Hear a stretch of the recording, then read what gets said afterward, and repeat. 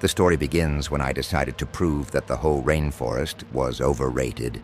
I'd read the articles, seen the pictures of the colossal moss-draped maples, but as a seasoned Pacific Northwest hiker, I believed I was immune to its supposed magic.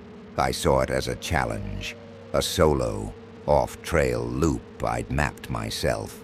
The mist was thick that day, a cloying gray blanket that swallowed sound and warped distance. The air was heavy, saturated with the smell of damp earth and decay. It was this profound silence that first struck me, not peaceful, but expectant. The forest was holding its breath. I pushed deeper, the only sound the rhythmic squelch of my boots on the sodden ground. That's when I heard the whistle. It was a sharp, clean three-note call that cut through the damp air with an unnatural precision. It wasn't a bird, and it wasn't human.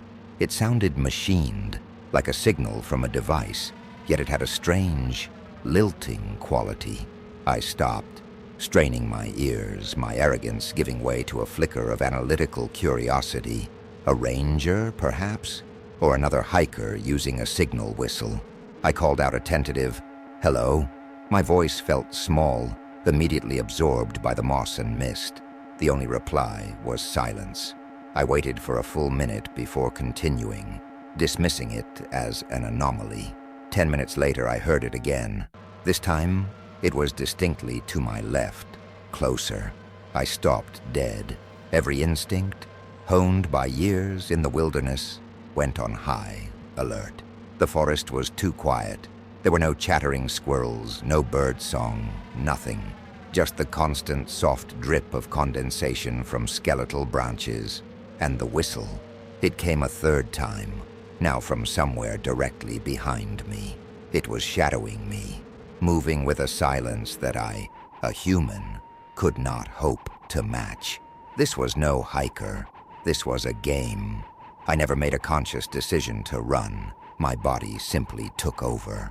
I crashed through ferns and ducked under low-hanging branches, abandoning my planned route for a desperate, panicked flight. After a few minutes of frantic scrambling, I paused, gasping for air, my heart hammering against my ribs. The whistling had stopped. I was alone again, surrounded only by the dripping, indifferent green. A wave of relief washed over me, so potent it made me dizzy. I leaned against a massive spruce, trying to get my bearings. The relief was a lie. From deep within the trees to my right, a new sound began. It was a soft, gentle humming, like a mother humming a lullaby to a sleeping child. It was the most intimate and the most violating sound I had ever heard. It was a lure, meant only for me. I knew, with a certainty that chilled me to my bone, that I was being toyed with. The hunter had changed its call. I began backing away slowly, my eyes scanning the impenetrable wall of green from which the sound emanated. A sound that promised comfort but felt like a death sentence. The humming suddenly stopped, and a profound silence fell once more. I held my breath, listening. Then, from the dense fog directly in front of me, the very direction of my escape, the soft, gentle humming began again. It wasn't a chase. I saw that now. A chase implies a chance of escape, a linear path from danger to safety. This was not that. This was an enclosure. The humming ahead of me, the memory of the whistle behind me. I was being contained, funneled through the mist by an unseen shepherd, and I was the flock. My panicked flight had been useless, merely a predictable reaction that the entity had anticipated. My arrogance was a distant memory, a foolish ghost from another lifetime. All that remained was a cold, gnawing dread. I stopped running. My legs were shaking, my lungs burned, but I forced myself into a deathly stillness. If movement was what it wanted, I would give it none. I stood there for what felt like an eternity, listening. The humming had stopped again, leaving only the maddeningly soft drip of water on ferns. I pulled out my compass, the metal cold and solid, in my trembling hand. It was a desperate attempt to impose logic on a situation that had none. The needle quivered and settled, pointing north. It felt like a cruel joke. North was just a direction, a concept. It meant nothing here. The forest was a uniform wall of green and gray in every direction. There were no landmarks, no sun, no sound but my own ragged breathing. I chose a direction, west, away from where I'd last heard the humming, and began to move with a stealth I hadn't used since my military training. Every footstep was deliberate, placed carefully on moss to dampen the sound. I suppressed a cough, stifling it in the crook of my arm. I was a ghost, a whisper of a man, trying to slip through the cracks of this nightmare. For a time, it seemed to work. There was only silence. A fragile, terrifying hope began to bloom in my chest. Maybe silence was the key. Maybe the game was only interesting if the prey was loud. I moved like this for what must have been an hour, a slow, painstaking process. My focus was absolute. Then I heard it. From somewhere in the trees to my right, I heard a soft, stifled cough, a perfect, flawless mimicry of the one I had suppressed minutes earlier. The fragile hope in my chest shattered into a million icy shards. It knew. It was still there, walking with me, studying me. My attempt at stealth was just another amusing variation on the game. It was showing me that it could be as quiet as I could, that it was close enough to hear the tiny, involuntary functions of my own body. I kept moving, my mind now a storm of paranoia. Every breath I took felt like a betrayal, a signal of my location. I clutched the strap of my backpack, my knuckles white. The fabric rustled. A moment later, the sound of rustling fabric echoed back at me from the mist. It was a conversation, and I was the only one providing the words. I was being dismantled piece by piece, my own existence used as a weapon against me. I finally reached a small, marshy clearing and sank to my knees, overwhelmed by exhaustion and despair. I was done. I couldn't move, couldn't think. I just knelt in the mud, waiting. The silence stretched on, long and absolute, and in that silence, a voice whispered from the fog, a perfect, crystal-clear recording of my own. It was the panicked phrase I had gasped to myself when I first started to run. To hear your own terror spoken back to you is to be fundamentally broken. In that moment, kneeling in the mud, the distinction between myself and the thing in the woods dissolved. My fear was no longer my own. It was a shared thing, a script that it had stolen and was now performing. The voice was a perfect replica, containing all the panic, all the breathless desperation I had felt. It wasn't just a mimic, it was a thief of moments, of emotions. I stayed frozen, my mind a blank slate of white-hot panic. I had no strategy, no training for this. How do you fight an enemy that can wield your own sanity against you? How do you flee from a monster that is already inside your head? The whispering stopped, and the oppressive, dripping silence of the rainforest returned, now feeling less like an absence of sound, and more like the pause between breaths of a predator. Slowly, painfully, I got to my feet. Every option was a bad one. To stay put was to wait for it to grow bored. To move was to dance to its tune. I chose to move, not with any hope of escape, but simply because the stillness had become unbearable. I walked without a destination, a hollowed-out man trudging through a green purgatory.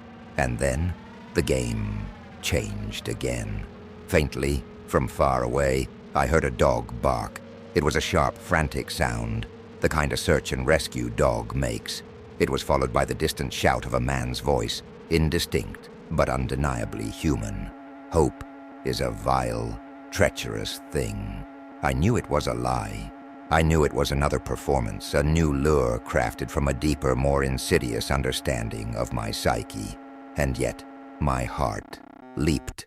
My head turned instinctively towards the sound. The barking came again, closer this time, The shouts became clearer, forming fragments of words that were always just beyond comprehension. It was a perfect illusion, designed to prey on the deepest desire of any lost person. I fought against it, telling myself it wasn't real, but my feet began to move towards the sounds anyway. I was a moth drawn to a flame I knew would incinerate me. The auditory mirage grew stronger, more complex. I heard the crackle of a radio, the snapping of branches from multiple directions, all the chaotic, hopeful sounds of a rescue party closing in. The mist swirled around me, and the sounds swirled with it, a phantom orchestra playing my salvation. They led me on for what felt like miles, deeper and deeper into the forest's damp, green heart. The sounds converged on a single point just ahead of me, and then, all at once, they stopped. The silence that crashed down was absolute, deafening. I found myself standing in a small, cathedral-like grove, dominated by a single, impossibly ancient maple tree. Its bark was a gnarled tapestry of moss and fungus, and its branches formed a canopy that blocked out what little light penetrated the mist. The air was cold and dead.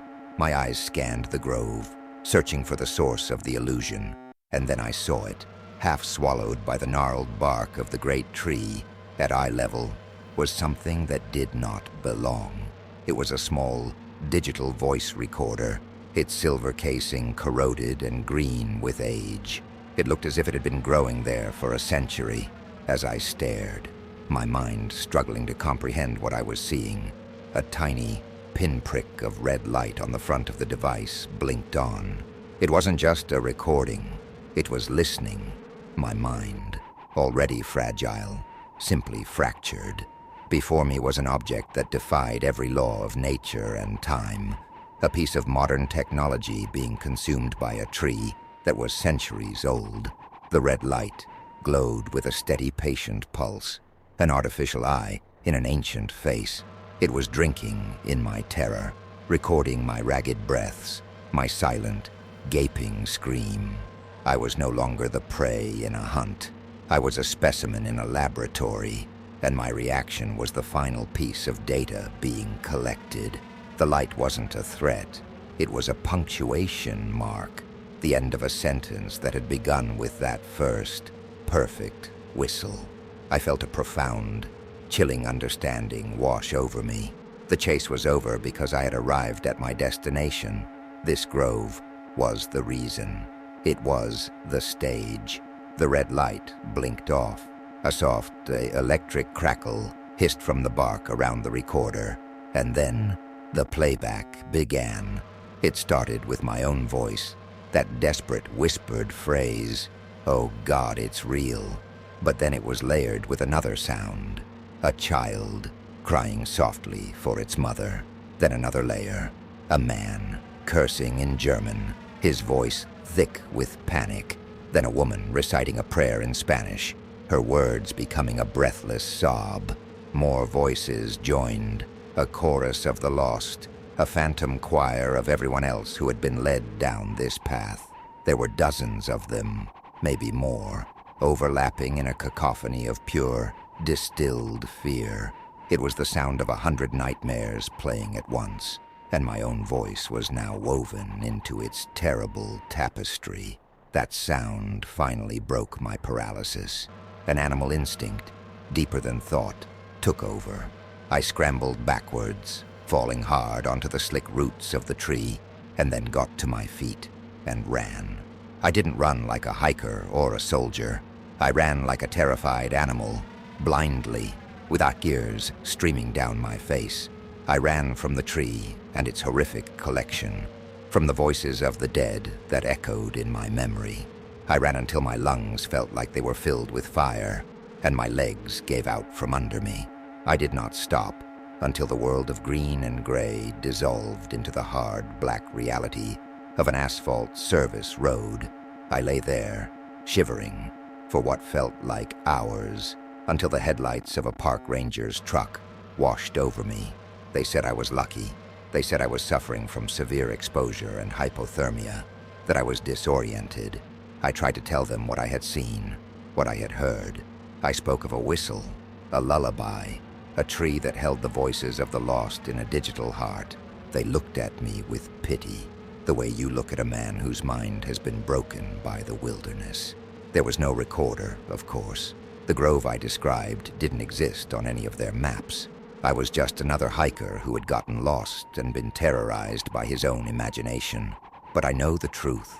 I was allowed to escape. The entity, the collector, let me go. Because the final trophy isn't a locket or a compass. It's the story itself. A story that no one will ever believe.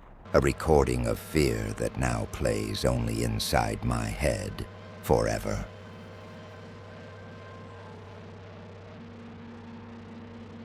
The story begins when I decided that the soul of Zion National Park wasn't on its crowded trails, but in its silent, off-limits canyons. I was a photographer, and I believed that a truly great photograph was a form of theft.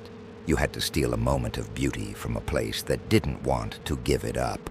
With that arrogant philosophy, I left the designated path of the Kolob Canyons, seeking a vantage point shown to me only by a satellite map and my own ambition.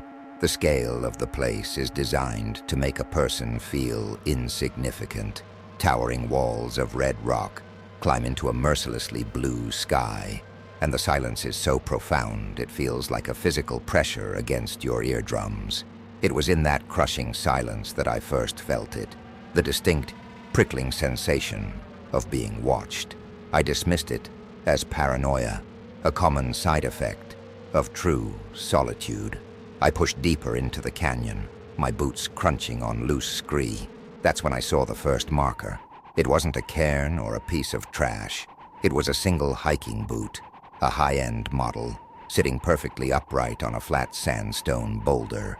It was weathered but not decayed, as if it had been placed there recently. There were no other tracks, no sign of its owner.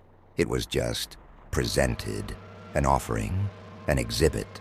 I took a photo, the strangeness of it compelling me, and moved on.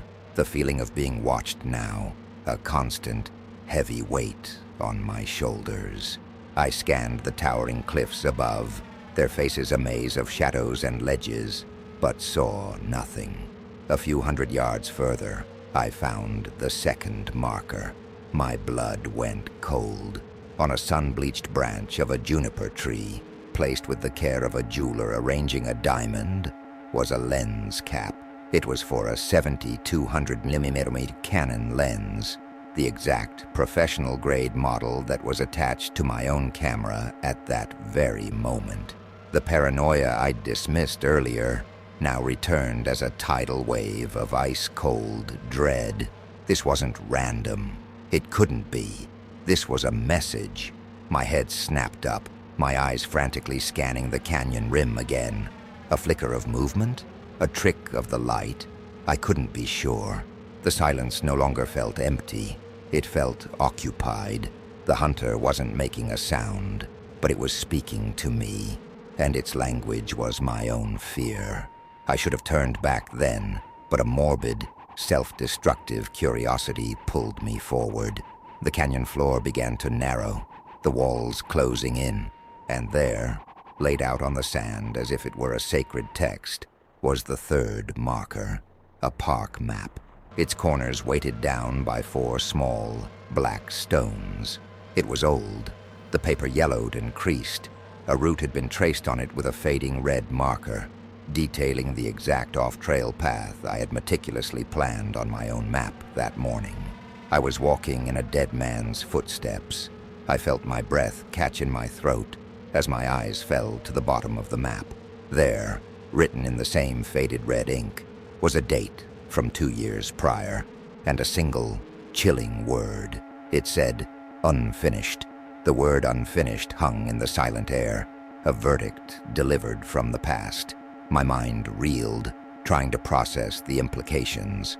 This wasn't just a hunt, it was a succession, a ritual passed down from one unfortunate soul to the next. The boot, the lens cap, the map. They were the artifacts of a predecessor, a ghost whose path I was now condemned to walk. The feeling of being watched intensified, evolving from a simple sense of being observed into the heavy, focused scrutiny of an audience watching a play. The hunter wasn't just a predator, it was a curator, a director, and it had just handed me my script, my first instinct. A raw, primal scream in my soul was to reject it. I would not finish this journey. I would not see what lay at the end of that red line. I crumpled the map in my fist, turned, and began to run back the way I had come. Adrenaline surged through me, cold and sharp. I ran with a desperate, reckless abandon, leaping over rocks and scrambling up inclines.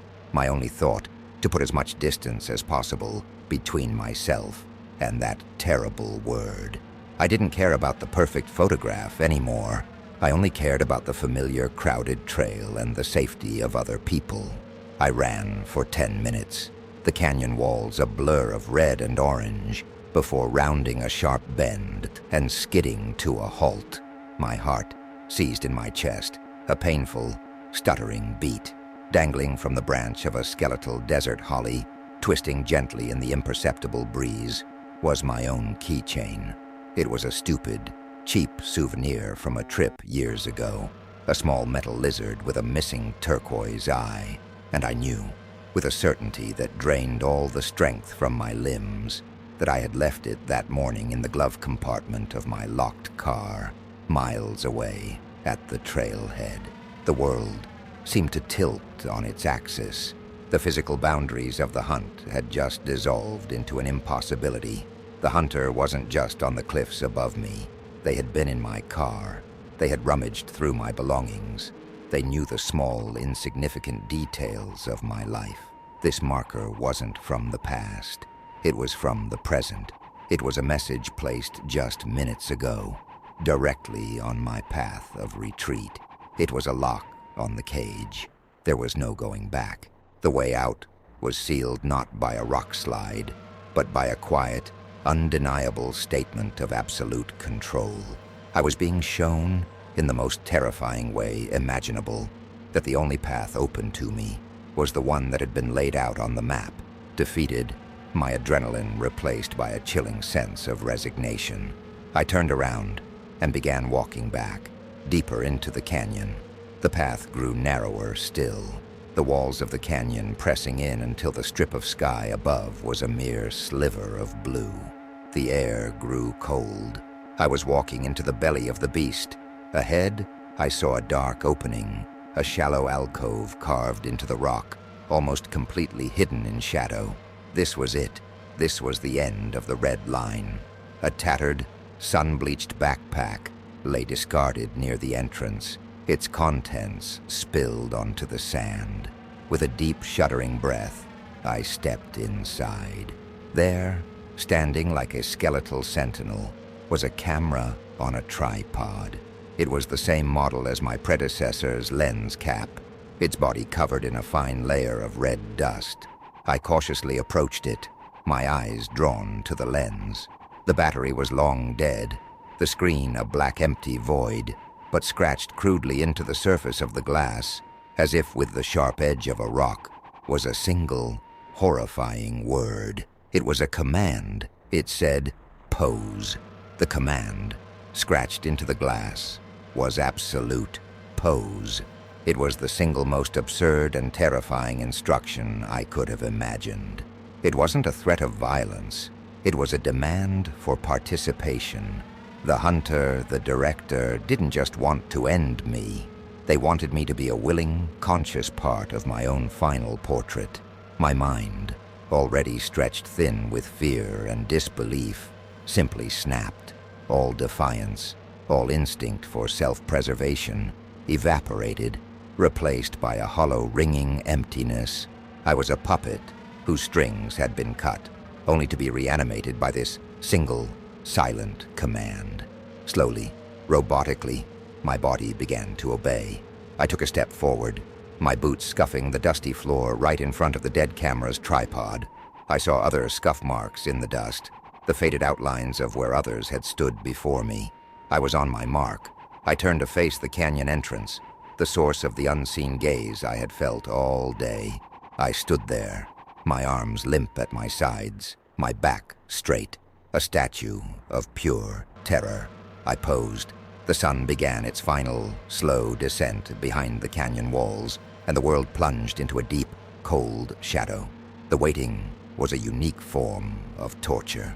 Every second that stretched on was a new lifetime of fear.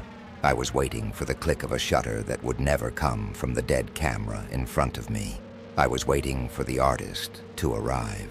What would happen then? My mind could not conjure an image. The threat was so methodical, so devoid of passion, that I couldn't imagine a struggle. It felt more like an appointment, an orderly, administrative process of ceasing to exist. A sound, a single, sharp scrape of a boot on stone, echoing from the canyon mouth just beyond the alcove. It was not the sound of a pursuit. It was the sound of an arrival, confident, unhurried. My breathing stopped. My blood felt like ice in my veins. This was it. The photographer was here. A shadow fell across the entrance, a tall human silhouette that blocked the last of the dying light. My eyes were locked on it, unable to look away, my body frozen in its prescribed pose. The figure took a step forward, emerging from the silhouette, and into the deep gloom of the alcove. It was a man, gaunt and weathered, his face a mask of sun-baked indifference. His eyes were flat, empty, like chips of obsidian. He was dressed in a strange patchwork of hiking gear. On his feet, he wore a pair of boots, the matching twin to the one I had found sitting on the boulder hours earlier. The tattered backpack slung over his shoulder was the same one lying empty on the ground. He was a collage of his victims, wearing the last remnants of the people he had erased. He stopped about 10 feet away from me, his empty gaze taking me in, not as a person, but as a composition. There was no weapon in his hands, no threat in his posture. He simply looked at me, then down at the camera bag at his hip, my camera bag. With a slow, deliberate motion, he unzipped it and pulled out my own camera. He didn't raise it. Instead, his other hand went into the pocket of his cargo pants and retrieved a small, metallic object. He calmly held up a single key, dangling it from his index finger, the metal catching the last sliver of twilight. It was my car key. The key dangling from his finger was not a threat of death. It was a statement of acquisition. It was the final period on a long, terrifying sentence. In that moment, I understood the word unfinished. The previous hiker hadn't finished being erased. I was the final step in the process. My car, my camera, my life, they were simply items on a checklist, and the man before me was the calm, methodical executor of that list. He had not only hunted me through the canyon, he had hunted down the very edges of my existence, and now he was here to collect the final, breathing piece. My identity had been systematically stolen, and the man wearing the clothes of the dead was the new owner. He was not just a killer, he was my replacement. He pocketed my key with a quiet finality. Then he raised my own camera, the one I had used to capture the beauty of this place. The world narrowed to the dark, circular void of the lens. I saw my own terrified reflection in the glass, a distorted miniature version of a man who no longer existed. He adjusted the focus. I didn't flinch. I didn't breathe.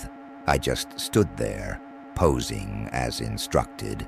A single, blinding flash of white light erupted from the camera, bleaching the alcove in a sterile, clinical glare. It was followed by the soft, mechanical click of the shutter. He had his photograph. He had captured the last moment of my existence as me. He lowered the camera, gave a slight, almost imperceptible nod, not of malice, not of triumph, but of simple completion. And then he turned. Without a backward glance, he walked out of the alcove and disappeared into the profound darkness of the canyon. He left me there, alive. He left me with the tattered backpack of the man before me, with the dead camera on its tripod, and with the chilling knowledge that my life no longer belonged to me. I don't know how long I stood there, frozen. Eventually, the cold seeped into my bones, and I stumbled out of that dark place, a ghost in a body that was no longer mine. It took me 2 days to crawl my way out of the canyons, delirious from thirst and shock. I was found by a pair of hikers on the main trail, and my memory from that point on is a blur of hospitals and questions. I told them everything. I told the park rangers, the police. I told them about the markers, the impossible keychain, the man in the patchwork of stolen clothes. They looked at me with a practiced pity, the kind reserved for those whose minds have been broken by trauma and dehydration. They sent a ranger to the trailhead to check on my car. He returned the next day, his face grim with confusion. My car was there, unlocked, but it had been reported stolen 3 days before I was even found. And then he delivered the final, impossible blow. A missing persons report had been filed for me by my family. They had been searching for me since Tuesday. I had started my hike on a Friday.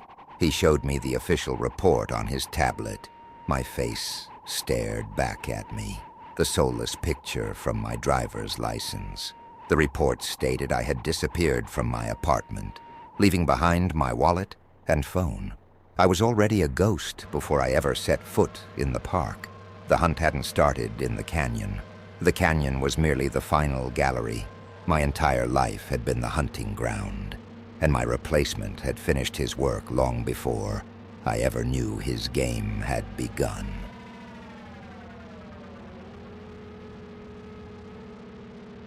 The story begins when I went deep into the Great Smoky Mountains, with the arrogant belief that a forest was simply a complex system to be understood. As a botany student, I saw the woods as a living library, and I was there to read its pages. I prided myself on my logic, my ability to see patterns in the chaotic beauty of nature. For 3 days, that belief held true. I ventured far from any marked trail, into the ancient, misty heart of the park, documenting rare species of lichen and feeling a profound sense of academic peace. The forest was a puzzle, and I was solving it. On the 4th day, I found the first piece of a puzzle I never wanted to solve. Sitting on a perfectly flat, moss-covered boulder, as if placed by a museum curator, was a single child's patent leather shoe. It was impossibly clean, its black surface gleaming against the damp green of the moss. It was so jarringly out of place that my scientific mind immediately began to cycle through hypotheses. A family had picnicked here recently, highly unlikely given the remote location. It had been dropped by a bird of prey. The shoe was unscratched. Each logical explanation crumbled, leaving behind a single, unsettling conclusion. This was not lost. It was placed. It was the first sentence of a story I did not want to read. I felt a chill that had nothing to do with the cool mountain air. For the first time, the woods felt less like a library and more like a stage, and I had just stumbled onto the set. I documented the location in my notebook, a nervous habit, and pushed on, telling myself it was just a strange anomaly. An hour later, I found the second piece. A single page, torn from a diary, was pinned to the trunk of a massive tulip poplar by a sharpened stick. The paper was damp, but the ink was still legible. The handwriting a frantic, spidery scrawl. It read, Day 6. I think. The sun doesn't reach the forest floor here. The compass is broken. I keep hearing him. Not behind me anymore. It feels like he's everywhere. He leaves things for me to find. Little clues. I think he wants me to find the cabin. I think that's where this ends. My breath hitched. This was not an anomaly. This was a narrative. A terrifying story was unfolding in this forest, and I was now following its plot points. The shoe, the broken compass, mentioned in the note, The cabin. My own compass was on a lanyard around my neck, its needle pointing reliably north. But the diary page had planted a seed of doubt. Was my own logic just an illusion? Was my path my own? Or was I being guided? I looked down at my feet, at the barely there trail of disturbed leaves I had been following. I had assumed I was tracking an animal. Now I feared I was tracking a ghost. I pocketed the note, a cold dread warring with my researcher's instinct to gather data. I had to know what this story was about. I continued forward, my eyes scanning the forest floor. 10 minutes later, I found the broken compass, lying half buried in the loam, its glass face shattered and its needle spinning uselessly. It was exactly as the diary had described. As I looked up from the useless instrument, I saw it, through the dense latticework of trees, far down the valley. A thin, gray wisp of smoke was rising into the sky. The cabin. I knew with a sinking, stomach-churning certainty that I had lost all control of my own journey. I was no longer a scientist exploring the woods. I was a reader turning the page, compelled by a force I couldn't see to walk towards the inevitable, terrifying next chapter. Every step I took towards that smoke was a betrayal of my own survival instinct. My logical mind screamed at me to turn, to run in any direction but this one, to break the script. Yet my legs carried me forward with a grim, magnetic pull, as if the story itself had a gravitational force. I was no longer an observer. I was a participant, and my role was to walk this path. The forest, which moments ago had felt like a neutral stage, now seemed complicit. The ancient trees felt like silent, knowing spectators, their gnarled branches reaching out to ensure I didn't stray from my course. The air grew heavy, thick with the scent of damp earth and the promise of wood smoke, the smell of a destination I desperately did not want to reach. The author of this horror was not content to let me simply walk. They continued to furnish the path with more props, more chapters of the tragedy I was being forced to read. Tacked to a massive hemlock with a rusty nail was a child's drawing, rendered in wax crayon. It depicted a tall stick-figure man with no face, holding the hand of a smaller stick-figure girl. They were walking away from a crookedly drawn house, and above them, the sun was a black, angry circle. My blood ran cold. The shoe, the drawing, a story of a child was being told. But a few hundred yards later, the narrative twisted. Half buried in the mud near a creek bed was a single satin dancing shoe, the kind a woman would wear. It was stained and torn, a relic of some forgotten, happy occasion, now subsumed by the grim reality of this forest. Who was this story about? A child? A mother? The ambiguity was a form of torture. The sounds of the forest had also changed. The natural symphony was gone, replaced by a profound silence that was broken only by a single, distant, rhythmic sound. Thump, thump, thump. It was the sound of an axe splitting wood, steady, methodical. The sound of someone preparing for the cold, the sound of someone who was home. It was the most menacingly domestic sound I had ever heard. The author was waiting. I knew then that the props weren't just old relics. They were being maintained. The story was being kept fresh for its next reader. For me, the wood smoke grew stronger, and through the trees, I finally saw it. In a small, overgrown clearing, shrouded in mist, stood a log cabin. It looked ancient, sagging under the weight of its own dark history, a single window like a vacant eye staring directly at me. The wood chopping had stopped. The door to the cabin was slightly ajar, a dark slit of invitation. I stood at the edge of the clearing, hidden by the trees, my body paralyzed by a war between the narrative's pull and my own terror. I could not bring myself to step into the open. I could not make myself walk to that door. I would stand here until I starved. but I would not finish the story. I would not give the author that satisfaction. The silence stretched, thick and suffocating, and then a sound, a soft, delicate, tinkling melody. I frantically looked around, searching for the source, but it wasn't coming from the cabin. It was coming from my own backpack. With trembling hands, I unzipped a side pocket that I knew had been empty. Tucked inside was a small, ornately carved wooden music box. It was playing a slow, haunting lullaby. The hunter hadn't just set the stage ahead of me. He had been close enough to slip his hand into my bag and had just given me my final, terrible prop. The delicate, tinkling melody of the music box was a chain around my will. It was the final, undeniable proof that my personal space, the very fabric of my being, was completely permeable to the author of this nightmare. He hadn't just laid a path for me. He had reached out and touched me, marked me, given me a prop for the final scene. All resistance crumbled into dust. My refusal to enter the clearing was a futile, childish gesture against an omniscient force. With the haunting lullaby playing softly from my own backpack, I stepped out from the cover of the trees. The walk across the overgrown clearing felt like a dream. Each step heavy and disconnected from my own volition.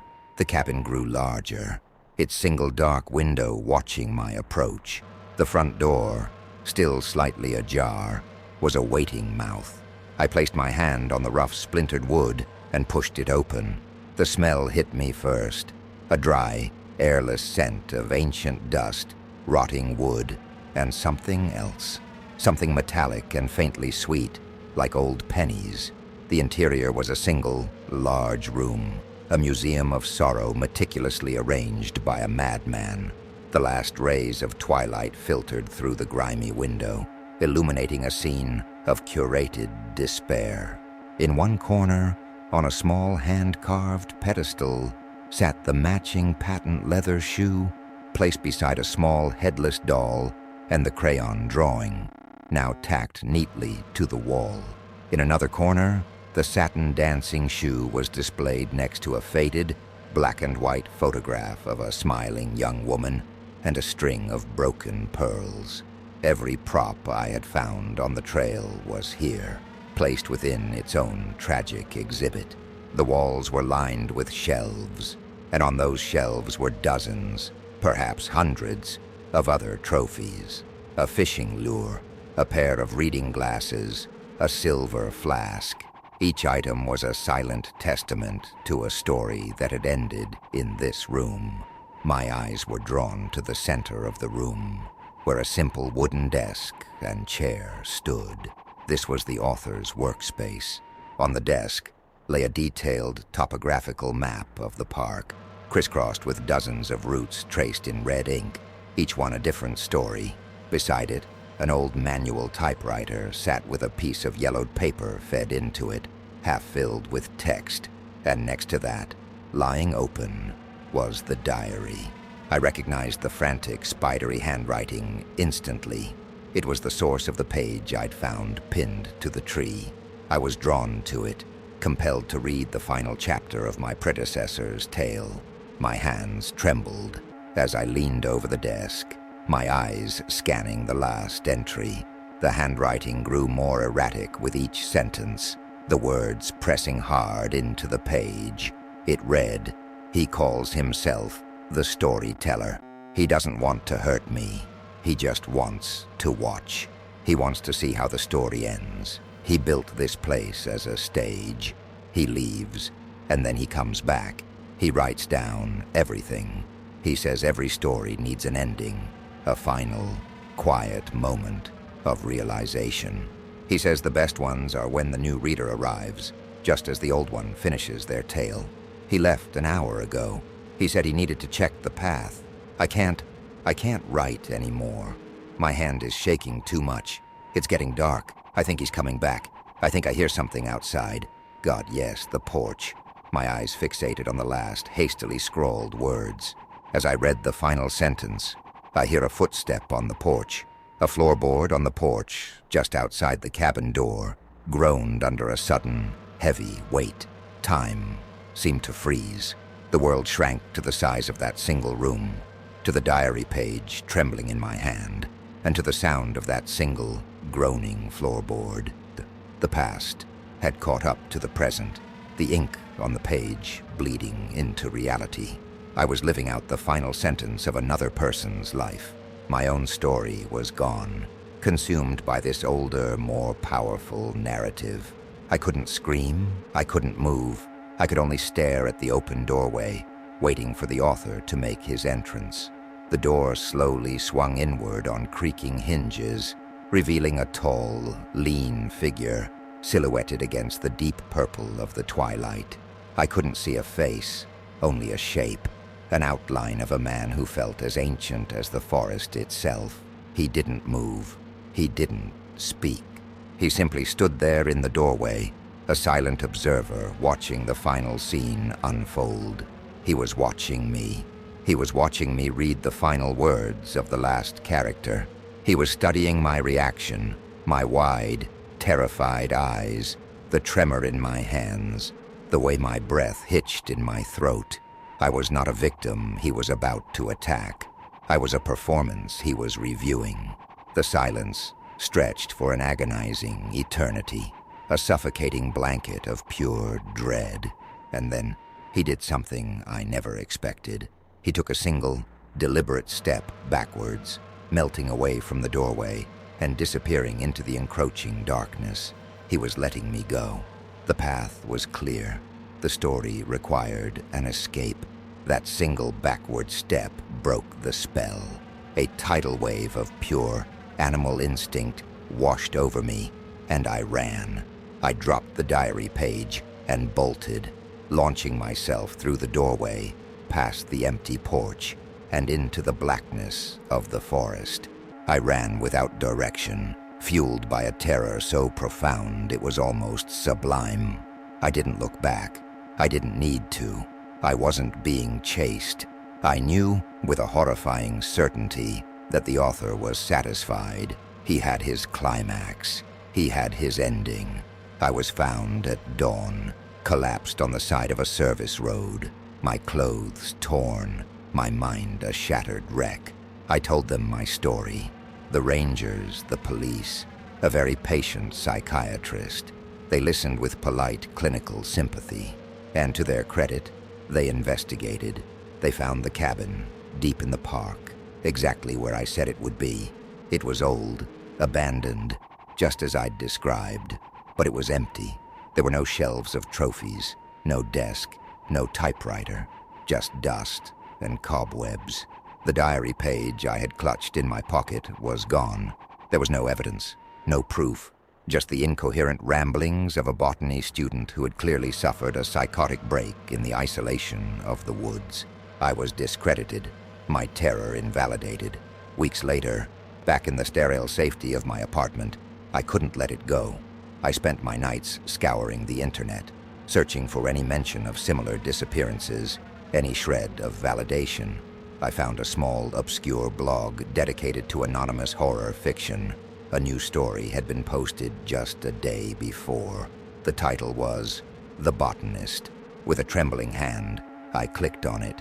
I began to read, and I began to scream. The story described, in meticulous, perfect detail, my every thought, my every action.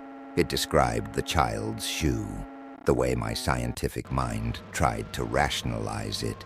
It described the music box appearing in my pack, the feeling of the melody being a chain around my will. It was all there. I scrolled to the end of the story, my own story, and read the final paragraph. It said, "He ran, just as they all do." Another fine performance. Another story concluded, ready to be told. And its purpose is now fulfilled. For you, dear reader, have just become the final trophy.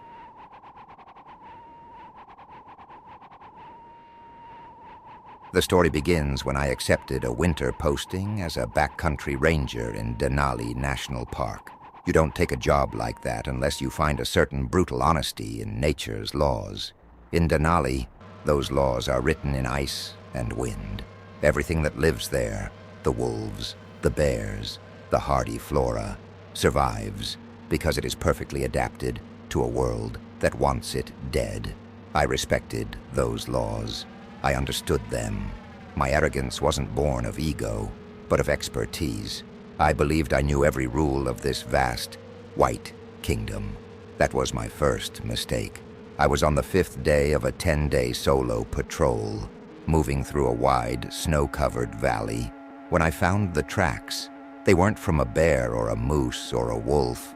They were bipedal, long and narrow, but the stride was a physical impossibility. A single, straight line of prints stretched across the valley floor, each one a full 20 feet from the last. But the truly impossible part was the depth. For a creature to have a stride of that length, it would need to be massive, heavy, yet the tracks were shallow, barely disturbing the surface of the wind-hardened snow, as if made by something with the size of a man but the weight of a bird. My mind, trained to identify and categorize, failed. I knelt, examining a print, and saw no texture, no claw marks, just a smooth oblong depression.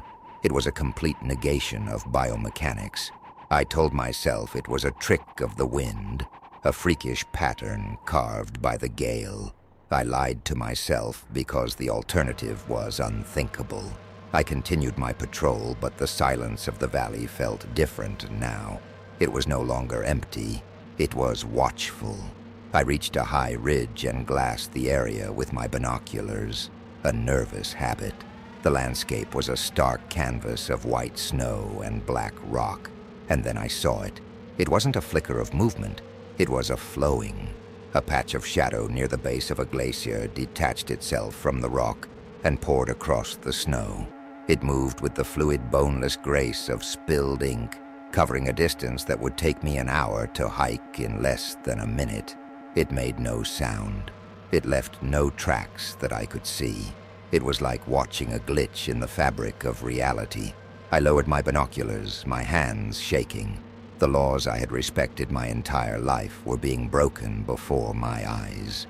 A sudden violent change in the wind signaled the arrival of a blizzard, a white wall of snow and ice that descended on the valley with terrifying speed. My priority immediately shifted from the impossible thing I had just seen to the very real threat of survival. I had to reach the emergency patrol cabin at Toklat River, still 3 miles away. I pulled up my hood and pushed into the blinding whiteout, the world shrinking to a few feet of swirling snow in every direction. I was struggling, each step a battle against the wind, and through the howl of the storm, I felt it, a presence, keeping effortless pace with me. I couldn't see it, but I knew it was there, a silent partner in my desperate march. I finally saw the cabin, a dark, blessed shape in the storm, 100 yards away. Hope surged in my chest. I was going to make it.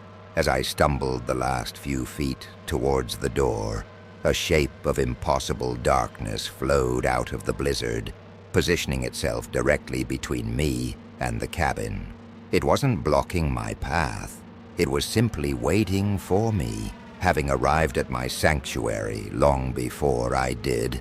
Time and thought ceased.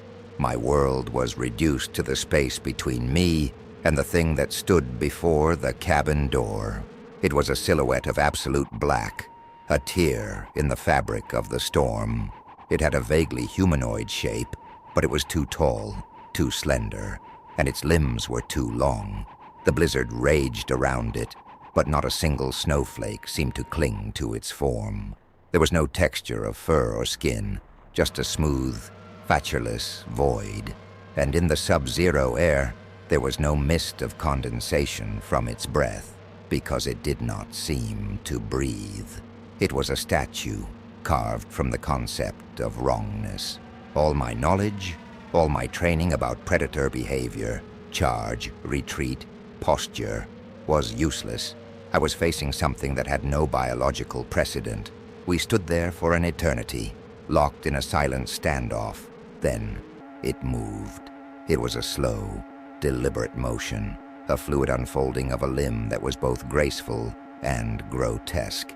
It stepped to the side, clearing the path to the door. It was not an attack, nor a retreat. It was a gesture. It was an act of granting permission. The silent, terrifying message was clear. You may enter. You are safe from the storm, for now, because I allow it. A primal, instinctual part of me took over. I scrambled the last few feet, my frozen fingers fumbling with the latch. I threw myself inside, slammed the heavy wooden door shut, and dropped the thick iron bar into place. I pressed my back against the door, my body trembling uncontrollably, my lungs heaving. I was safe, and I was trapped. The cabin was a simple one-room shelter, with a small wood stove and a single, thick-paned window. It was supposed to be the ultimate refuge in this unforgiving landscape. Now it felt like a cage. I knew the iron bar on the door was a meaningless gesture, a psychological comfort against a creature that could outrun the wind. After several minutes, I crawled to the window and wiped a small circle, clear of the thick frost. It was still there. It stood in the swirling snow, seemingly unfazed by the hurricane-force winds. It was studying the cabin.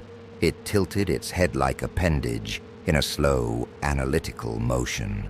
It raised a long, slender limb and pressed it against the log wall, not with force, but with a light, inquisitive touch, as if testing the texture of the wood. It was not a beast trying to break in. It was a scientist examining a specimen jar. I was the specimen.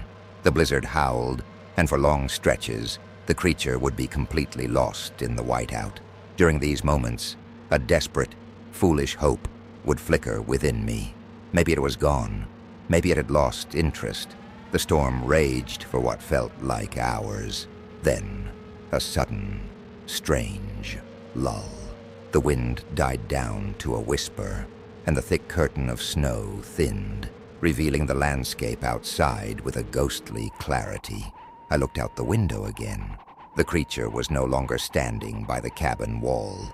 It was now positioned on a small, snow-dusted rise about 100 yards away, and it was not alone. Standing perfectly still beside it was a second, identical figure. They stood side by side like two surgeons observing a patient, their featureless heads turned towards my cabin, their silent, collective gaze pressing down with the weight of a glacier. The second figure broke my mind, in a way the first one hadn't. A lone anomaly can be dismissed as a hallucination, a trick of the light and the exhausted mind. But two is a pattern. Two is a species. Two is a coordinated, intelligent effort. The hope that I was dealing with a singular, freakish event was annihilated, replaced by the crushing certainty that I had stumbled into the territory of something organized. They stood on that rise, two identical voids against the snow, and I understood that this cabin was not a cage to keep them out. It was an observation chamber to keep me in. My terror was now laced with a profound, cosmic insignificance. I was not a ranger fighting for survival. I was a microbe under a microscope. The blizzard returned with a vengeance, erasing the two figures from my sight, but not from my mind. I knew they were still there, watching through the impenetrable curtain of white. I backed away from the window and huddled near the stove, trying to fight the tremors that racked my body. And then the sound began.